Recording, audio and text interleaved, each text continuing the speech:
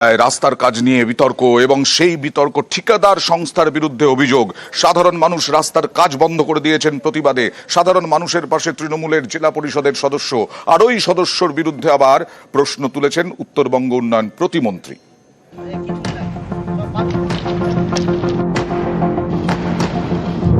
মালদার মানিকচকে তৈরি হচ্ছে রাস্তা। ভূতনি ব্রিজ থেকে রাজেন মোড়, প্রায় 2 কিলোমিটার নতুন রাস্তা।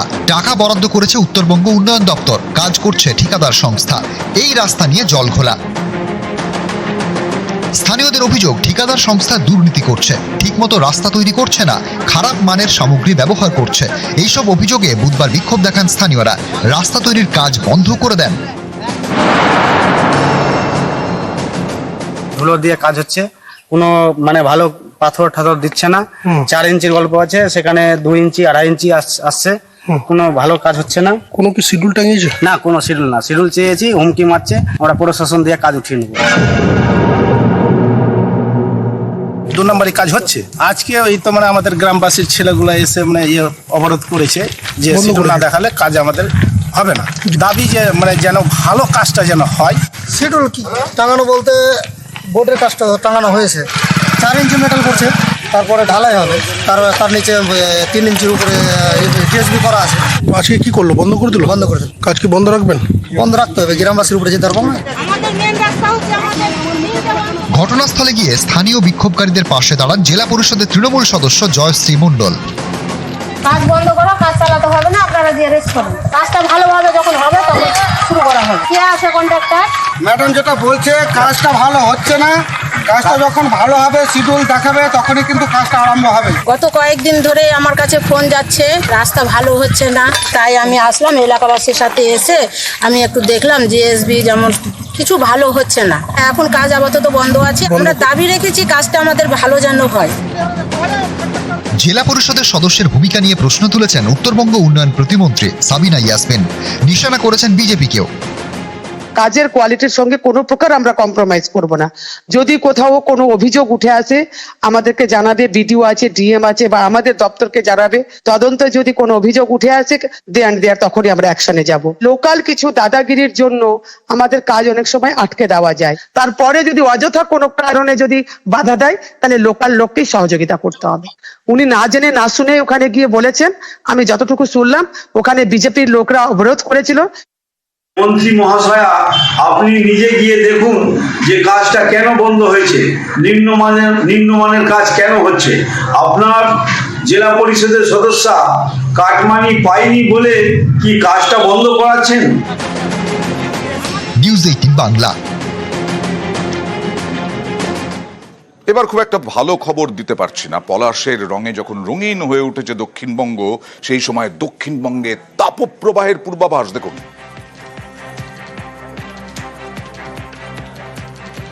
উত্তরবঙ্গের 5টি জেলাতে, দার্জিলিং, কালিম্পং, জলপাইগুড়ি, আলিপুরদুয়ার এবং কোচবিহার, এই 5টি জেলাতে থান্ডারস্টর্ম উইথ লাইটনিং, বজ্রবিদ্যুৎ সহ এবং তার সাথে গাস্টি উইন্ড, হলুদ সতর্কবার্তা দেওয়া হয়েছে। 14 তারিখে আপনার দার্জিলিং, কালিম্পং এবং জলপাইগুড়ি, এই 3টি জেলাতে থান্ডারস্টর্ম উইথ লাইটনিং হওয়ার সম্ভাবনা আছে, 2-1 জায়গায় বিক্ষিপ্তভাবে, এবং তার জন্য হলুদ সতর্কবার্তাও দেওয়া হয়েছে। দক্ষিণবঙ্গের জেলাগুলির জন্য হিট ওয়েভের অ্যালার্ট দেওয়া হয়েছে।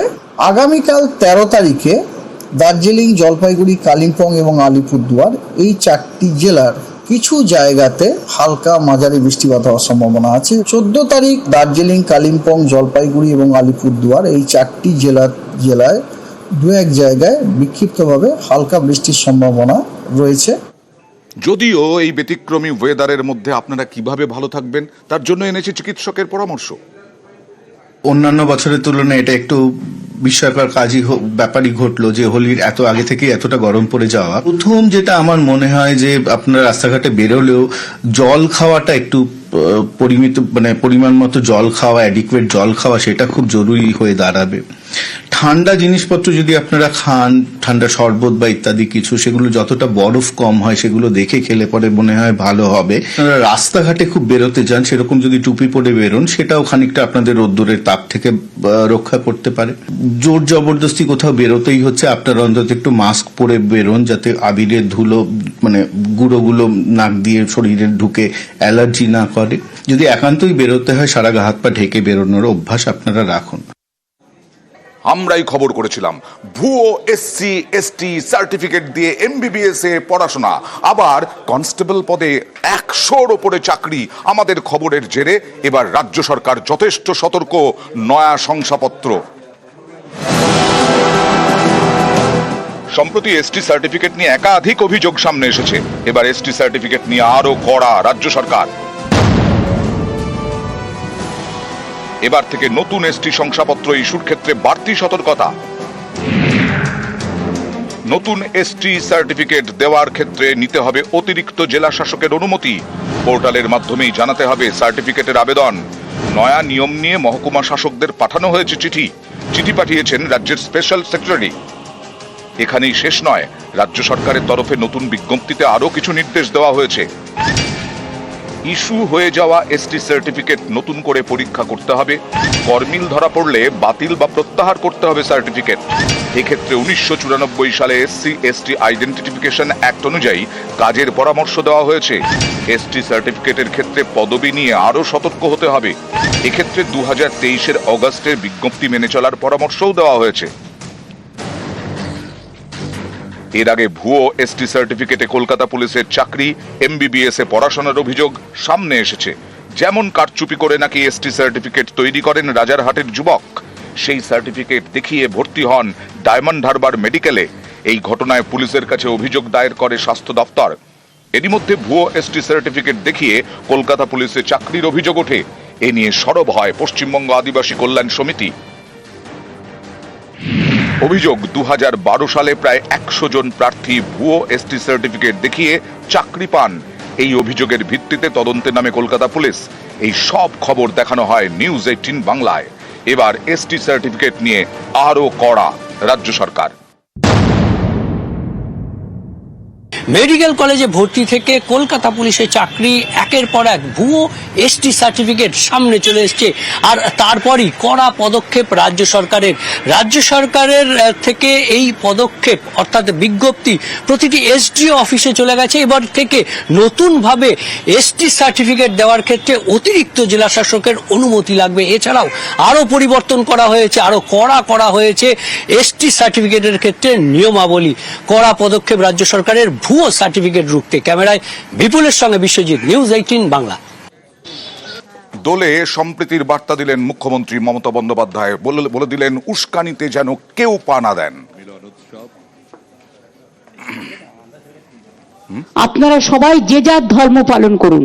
एक दिन के लिए कोई आदमी झगड़ा लगा के चला जाएगा, लेकिन जब आग जलेंगे तो वो नहीं रहेंगे। हम लोग क्या चाहते हैं? हम आग नहीं चाहते हैं। आग तो खाना बनाने के लिए होता है। आग का परंपरा कोई डिवाइड करने के लिए नहीं होता है। हमारा मर्जी हम पूजा करते हैं, आपका मर्जी आप भी पालन करते हैं। आपको जो भी चाहिए, इसी के लिए सब अच्छा रहे तो बांग्ला अच्छा रहेगा। अगर बांग्ला अच्छा रहेगा तो देश अच्छा रहेगा।